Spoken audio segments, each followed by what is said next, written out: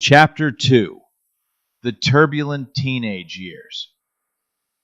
Adolescence arrives not as a gentle transition, but as a torrent, sweeping David into a world of new freedoms, risks, and revelations. Chapter 2 traces his journey through canoes, camps, and curtain calls, where the lessons of brotherhood, belonging, and resilience are forged in the unpredictable currents of teenage life.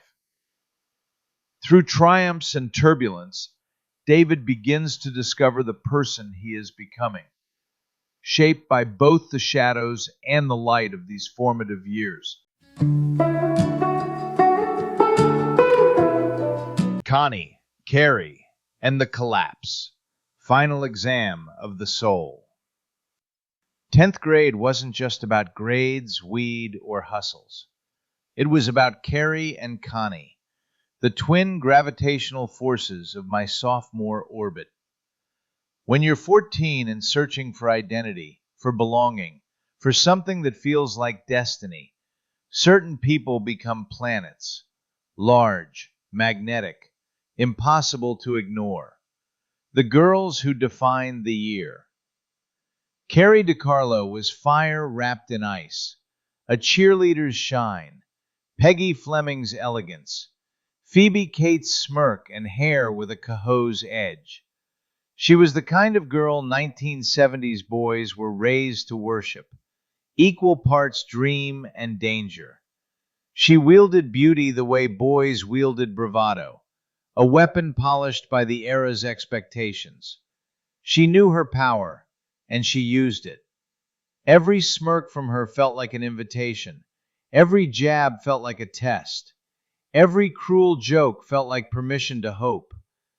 I convinced myself her sharpness meant interest, that surviving her ridicule meant I was earning my way to something real. That was the mythology of boys my age.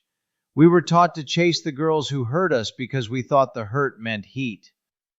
Connie Smith, on the other hand, was steady, soft-spoken, street-smart, witty in a way that didn't need an audience. She wasn't cruel, unless someone earned it. With Connie, something different stirred in me, something the era rarely acknowledged in boys: vulnerability. With her, connection didn't feel like conquest. It felt like possibility. Connie had layers, depth. She felt real in a world that rewarded facades. The cultural weather of the times. We weren't just teenagers. We were products of the late 1970s and early 80s, an era soaked in contradictions. Kids raised on Vietnam news clips, inflation, broken unions, and parents who were too tired, too stressed, or too checked out to do more than hope we turned out okay. We were latchkey kids before the term existed. We inherited alcohol as coping, weed as currency, bullying as hierarchy, sex as validation, music as therapy, and danger as a rite of passage. Tom Petty sang about running down a dream. Blondie sang about calling me. The Cars dared me to let the good times roll. And we did. We rolled them right into the ground. The orbit we spun ourselves into. Kari's house, Greenbrier Park, Minsack's farm. These weren't just places. They were ecosystems of teenage rebellion. We smoked joints rolled with shaky hands, listened to cheap tape decks screeching out our soundtrack, and drank whatever we could steal or scavenge. Nights bled into mornings. Reality blurred into fantasy. But beneath the laughter, beneath the weed haze and the bottle-passing bravado, I was drowning. My fantasies of hayfields and sleeping bags with Kari or Connie were fantasies. What wasn't fantasy was the booze. The booze had claws, and it knew my weaknesses better than I did. 3 days before everything broke. 3 nights before my final summer school exam, I spiraled again. Stevie and Bobby were with me, partners in impulse, if not in crime.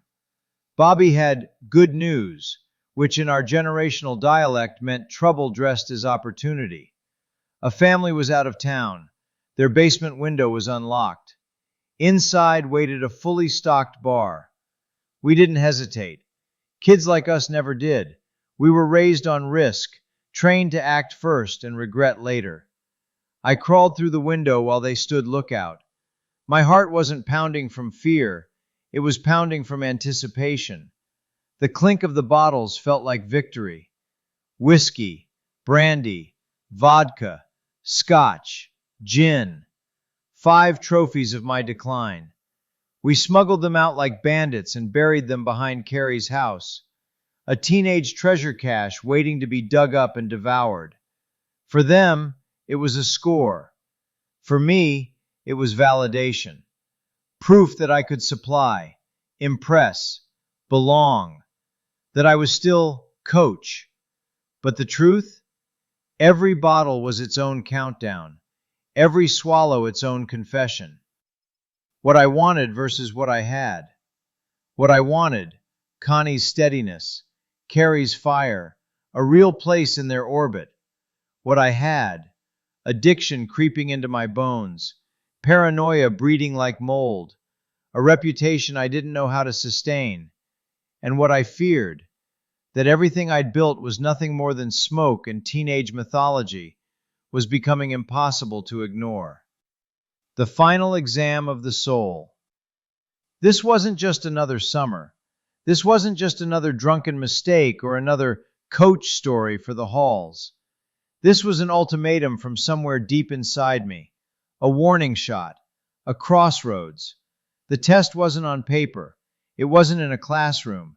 It was written on my spirit, a final exam of the soul, and I wasn't prepared.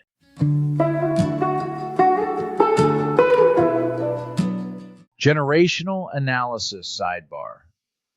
Growing up between the cracks. American adolescence, 1978 to 1982. The world that shaped teenagers in the late 1970s and early 1980s was not gentle. It wasn't designed to support or nurture emotional growth. It was a world caught between eras, nostalgic for a stability that no longer existed and unprepared for the rapid social changes already underway. Understanding the pressures, temptations, and identity struggles of kids like me requires understanding the environment that raised us. 1. The age of the latchkey kid. Dual-income households and rising divorce rates meant many teens grew up nearly unsupervised. Parents weren't absent so much as exhausted, working longer hours, juggling instability, or dealing with their own trauma. Teenagers raised each other. Peer culture became parent culture. Risk became currency. 2. Cocktails of influence. Music, media, and mythology.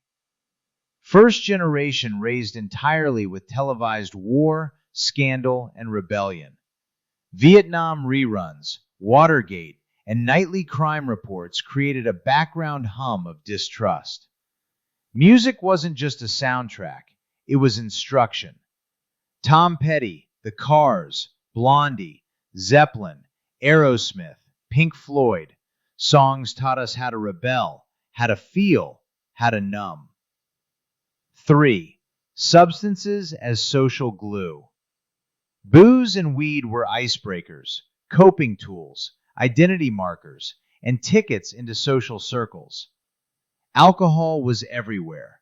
Backyard barbecues, bowling leagues, VFW halls, living rooms.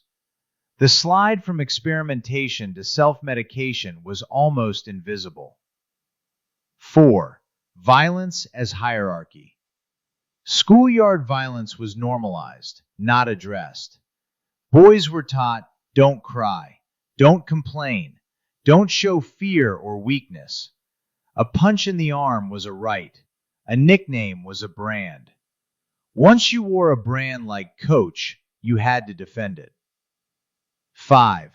The illusion of popularity. Popularity meant visibility, not connection. Crowded social lives often hid loneliness, insecurity, fear, and identity confusion. Being known didn't mean being understood. Being admired didn't mean being safe. 6. The emotional economy of girls like Kari and Connie. Boys were taught to chase the unattainable, ignore pain, and prove themselves through conquest. Girls performed confidence, hid vulnerability, measured worth through attention, and used sharpness as protection. Kari embodied the cultural ideal: beautiful, icy, unapproachable. Connie embodied its counterpoint: strong, real, emotionally intelligent. 7. The real test of the era. Teens weren't rebelling against authority, they were rebelling against absence. Substance use was a search for relief, not just escape. Popularity was a quest for significance, not just attention. By age 15, many had responsibility without guidance, consequences without caution, and attention without affection. The nickname Coach wasn't a badge of honor. It was a symptom of a generation left to raise itself.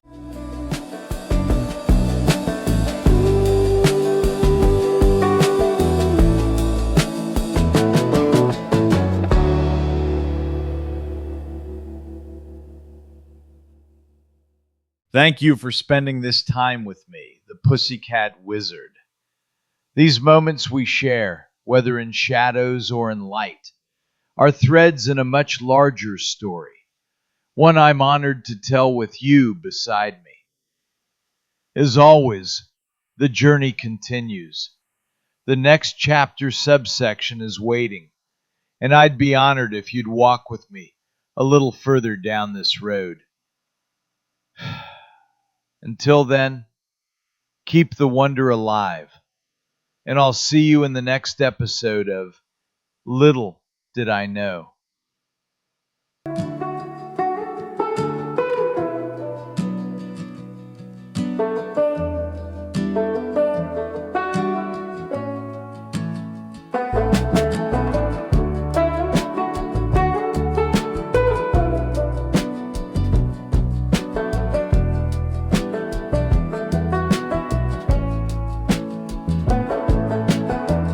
In the quiet of my mind, a tempest rages. Mother's convictions, the script of ages. Her voice a beacon in the fog of my prose. David, she chides, in secrecy it goes. Beneath my breath, a silent plea. Mother, I hear you, but can you hear me? Your savior, your faith you implore, I embrace. Yet within, I wrestle with my own grace. Torn between the divine and my truth. A son's love, a personal sleuth. Have you surrendered? You persistently ask. In your version of Jesus, should I bask? Jane, your call for aid. He's different, you say. A label pre-made. In your eyes I see the fear of a son's path, not straight but queer.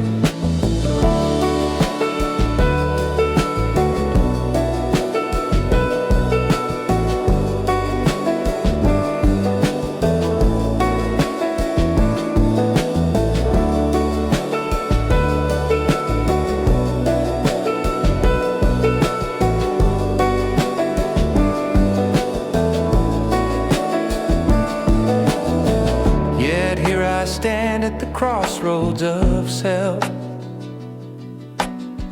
My identity not just a book on the shelf. Mother, your love I'll always hold dear, but my journey is mine. Let this be clear.